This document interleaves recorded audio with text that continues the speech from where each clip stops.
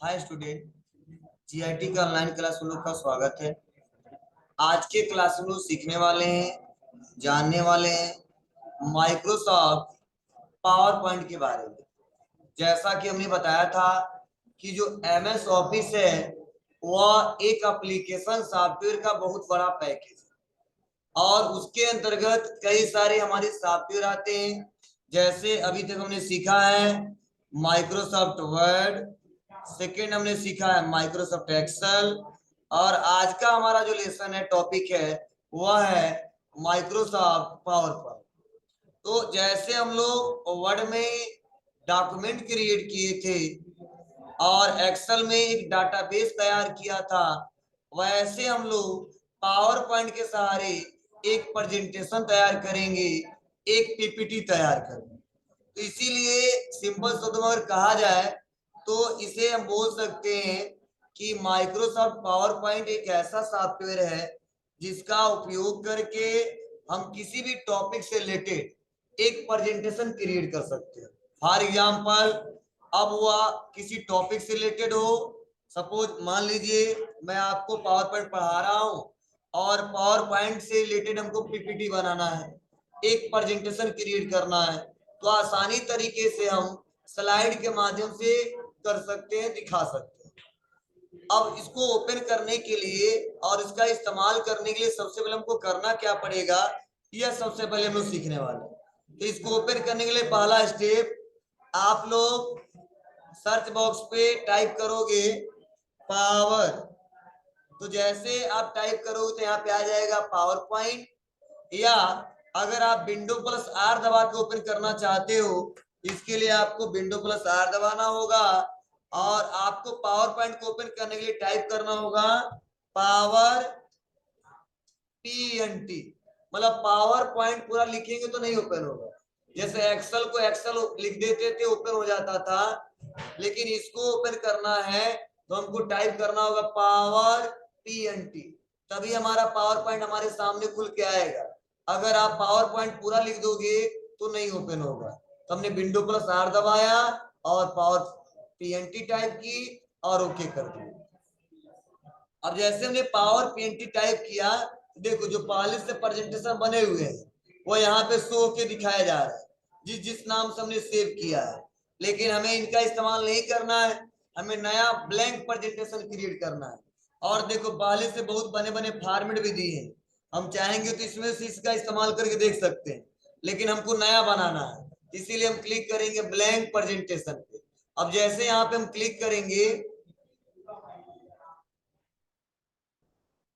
तो हमारे सामने कुछ ऐसा इंटरफेस ओपन हो जाएगा। अब चलिए हम लोग जानते हैं किस इंटरफेस को किस नाम से जानते हैं, यह पहले समझते हैं और कैसे वर्क करते हैं, इसमें टाइप करते हैं, प्रेजेंटेशन कैसे बनाते हैं, वो एक एक करके स्टेप बाय स्टेप सीखेंगे।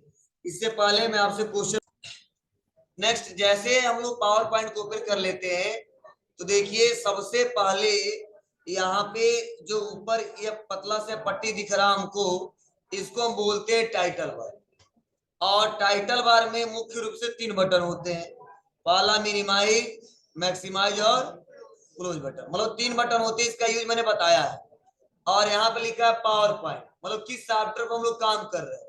और यहाँ पे प्रेजेंटेशन 2, मतलब जिस सॉफ्टवेयर पे काम कर रहे हैं बाय डिफॉल्ट ये फाइल नेम दिखा रहा है।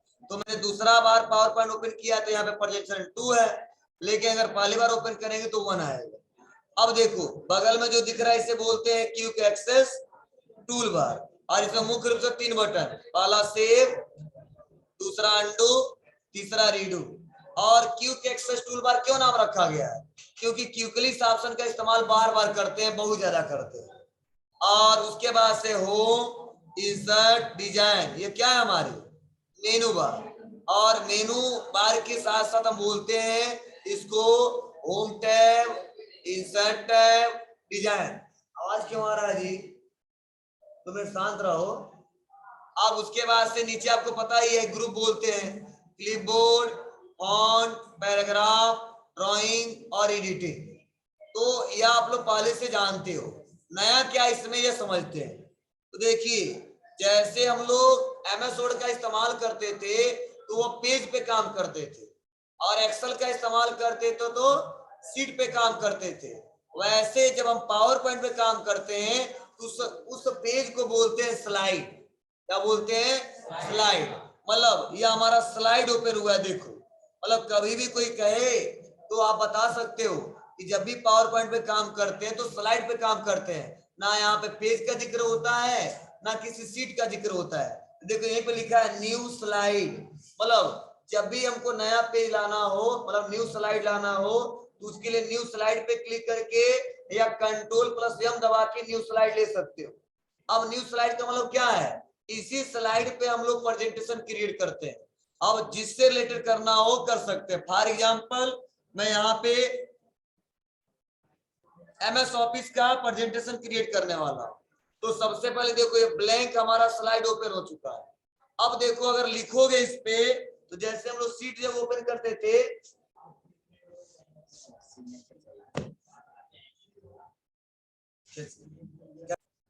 देखो अब मान लो इस स्लाइड पे हमको काम करना है, तो जैसे हम लोग वर्ड का जब इस्तेमाल करते थे तो कुछ भी टाइप करो, टाइप हो जाता था पेज पे।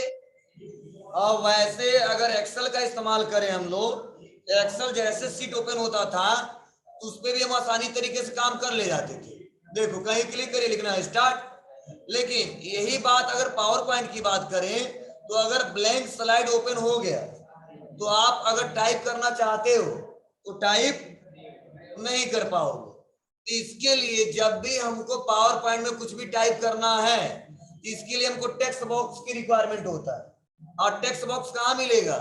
तो इंसर्ट टैब में आएंगे और यहीं पे दिखेगा टेक्स्ट ग्रुप में टेक्स्ट बॉक्स। मतलब जब भी हमको कुछ टाइप करना है और ब्लैंक स्लाइड पे काम करना है, तो इसके लिए टेक्स्ट बॉक्स पे क्लिक करना होगा। और टेक्स्ट बॉक्स पे क्लिक करने के बाद से आपको बॉक्स ड्रॉ करना होगा, और तब जो लिखोगे वो यहाँ पे आएगा। तो मैंने लिख दिया माइक्रो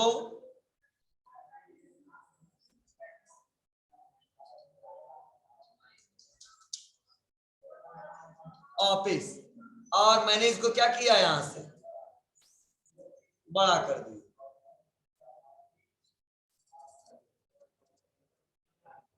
और इसको ऐसे यहाँ बड़ा किया। और जहां देखो इसमें प्लस पॉइंट यह होता है कि जब आप लोग पावर पॉइंट में काम करोगे तो टेक्स्ट को कहीं भी एडजस्टमेंट कर सकते हो, लेकिन एक्सेल में और MS वर्ड में ऐसा नहीं था, क्योंकि उसमें रूलर के हिसाब से चलता था।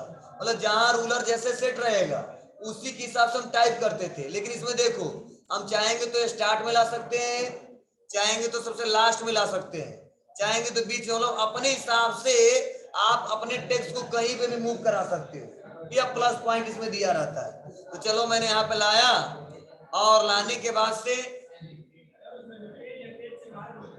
क्या, मतलब यह जो हमारा स्लाइड दिख रहा है टेक्स्ट इससे बाहर जाएगा, लेकिन जब प्रेजेंटेशन शो कराएंगे तो शो नहीं होगा, इसके अंदर ही लेके जाएंगे, मतलब बाहर नहीं लेके जाएंगे। मतलब जा सकता है देखो, लेकिन वो काम नहीं करेगा, दिक्कत हो जाएगी, इसीलिए हमेशा अंदर ही रखेंगे। मतलब अंदर कहीं भी लेके जाओ कोई दिक्कत नहीं है। तो मैंने यहाँ पे सेट कर दिया,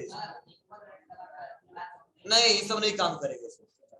उसके बाद से आएंगे, और आने के बाद से हम अपने रिक्वायरमेंट के हिसाब से इसका फॉर्मेटिंग चेंज कर सकते हैं। क्लिक किया और यहीं पे का ऑप्शन है क्विक स्टाइल, यहाँ पे लाइए और आप अपने हिसाब से यहाँ से फॉर्मेटिंग कर लीजिए।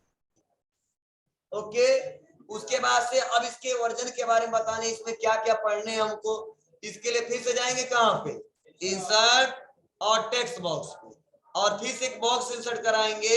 और सबसे पहले हमें बताना है कि इसमें हम लोग को पढ़ना है MS एक्सेल, वो 60 फॉर्म मैंने लिख दिया वैसे एक्सेल सेकेंड, नहीं पहले MS Word, second MS Excel, third MS PowerPoint, उसके बाद से MS एक्सेस, उसके बाद से MS आउटलुक, और उसके बाद से MS ऑफिस का हिस्सा नहीं है। अब इसको सेलेक्ट करेंगे, थोड़ा टेक्स्ट को बड़ा कर लेंगे, और बड़ा करने के बाद मैं सोच रहा हूँ नंबरिंग दूं, तो यहाँ से आएंगे और इसको सेलेक्ट करेंगे, और सेलेक्ट करने के बाद से चाहोगे तो नंबरिंग भी दे सकते हो यहाँ से, या सबसे अच्छा है यहाँ पे बुलेट्स लगाना तो बुलेट्स भी लगा सकते हो। ठीक है, और बुलेट्स लगाने के बाद से जब भी आप फॉर्मेटिंग करना चाहते हो, कलर वाला चेंज करना चाहते हो, तो यहाँ पे चेंज करिए, कोई दिक्कत नहीं, यहाँ पे फॉर्मेटिंग ऐसे चेंज होगा।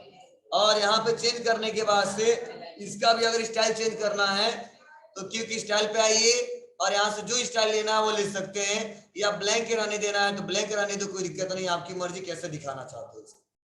तो कुछ ऐसा शो हो सकता है, नंबरिंग देना है तो नंबरिंग भी ले सकते हो। ये क्लियर समझ आ रही बात है आपको क्या है? मतलब कभी भी ब्लैंक स्लाइड पे काम करना है तो इसके लिए सबसे पहले आपको टेक्स्ट बॉक्स पे क्लिक करना होगा और इंसर्ट करना होगा। लेकिन देखो जब इंसर्ट कर दोगे तो लिखना पड़ेगा, नहीं लिखोगे बाहर क्लिक कर दोगे फिर से गायब हो जाएगा, फिर से आपको इंसर्ट पे आना होगा, फिर से टेक्स्ट बॉक्स पे, फिर से क्लिक किया, फिर से बाहर किया, फिर से गायब। मतलब जब तक लिखोगे नहीं तो रुकेगा नहीं वहां पे। ओके ना? तो ये हमने कर दिया। अब चलो मान लो इस पे जितना बनाना बना दिया, अब एक और नया स्लाइड हमको चाहिए। तो नया स्लाइड लाने के लिए बहुत सिंपल तरीका है, यहीं पे लिखा न्यू स्लाइड, या हम दबाएंगे Ctrl+M। तो जैसे मैं क्लिक किया और न्यू स्लाइड लाना है तो यहाँ पे न्यू स्लाइड पे क्लिक कर देंगे तो भी आ जाएगा, या हम इसको डिलीट करते हैं और Ctrl+M कर देंगे तो भी आ जाएगा। इसको नोट कर लेंगे, न्यू स्लाइड ओपन करने के लिए शॉर्टकट क्या होता है Ctrl+M। ऐसे हम लोग स्लाइड लेते हैं तो न्यू स्लाइड तो यहाँ से ले लेते हैं, क्लिक करके नया स्लाइड ले लिया। लेकिन जब न्यू स्लाइड पे क्लिक करते हैं कोने में तो स्लाइड के बहुत सारे फॉर्मेट दिए रहते हैं। पहला टाइटल स्लाइड, और उसके बाद से टाइटल एंड कंटेंट्स, उसके बाद section header, two contents, comparisons, title only. इनका मतलब क्या है समझो। जैसे हम यहाँ पे क्लिक किए और जब यहाँ पे क्लिक करेंगे तो कुछ रेडीमेड पहले से हमारे बने बने स्लाइड है। जैसे ब्लैंक पे क्लिक करेंगे तो आपको तो टेक्स्ट बॉक्स लाना पड़ेगा और लिखना पड़ेगा। लेकिन हम सोच रहे हैं कि रैंडम कुछ स्लाइड हम ले लें जिसपे हमको टेक्स्ट बॉक्स इंसर्ट ना करना पड़े और कुछ मैटर लिख दे। तो मैटर लिखने के लिए देखो क्या करोगे, पहला है टाइटल स्लाइड, मतलब इसमें केवल टाइटल लिख सकते हो। फिर अगला टाइटल एंड कंटेंट्स, मतलब अगर इसको ले लोगे तो आप एक टाइटल लिखिए और उसके बारे में आप एक कंटेंट्स टाइप कर सकते हो, तो टेक्स्ट बॉक्स इंसर्ट कराने की रिक्वायरमेंट नहीं रहेगा। लेकिन अगर मैं यहाँ पे क्लिक करता हूँ, कर देता हूँ टू कंटेंट्स, तो आप दो कंटेंट्स लिख सकते हैं। अगर कंपैरिजन पे क्लिक करते हैं तो आप कंपैरिजन भी कर सकते हो और आपको बनाना नहीं पड़ेगा। कैसे? जैसे क्लिक किया हमने और लिख दिया पार्ट्स ऑफ कंप्यूटर, ऐसे टाइप कर दिया हमने। और जब ऐसे हम लोग टाइप करते हैं तो यहाँ पे क्या देना हमको, इसको सेंटर में करना, तो हमने कर दिया सेंटर। इसका फॉर्मेटिंग चेंज करना तो कर देंगे क्योंकि स्टाइल, यहाँ से फिर से क्लिक की और दे दिया हमने हार्डवेयर, सेकेंड सॉफ्टवेयर। अब इसमें जो भी हार्डवेयर के बारे में देना तो हार्डवेयर के बारे में दे दिया और सॉफ्टवेयर के बारे में लिखना सॉफ्टवेयर के बारे में लिखा। मतलब यहाँ से आप स्लाइड बने बने ले सकते हो, लेकिन सबसे अच्छा प्रेजेंटेशन ब्लैंक स्लाइड पे बनता है, इसलिए कभी भी इस्तेमाल करिए किस पे कीजिएगा, ब्लैंक पे। ओके ना? क्या है जी कौन बोल रहा है?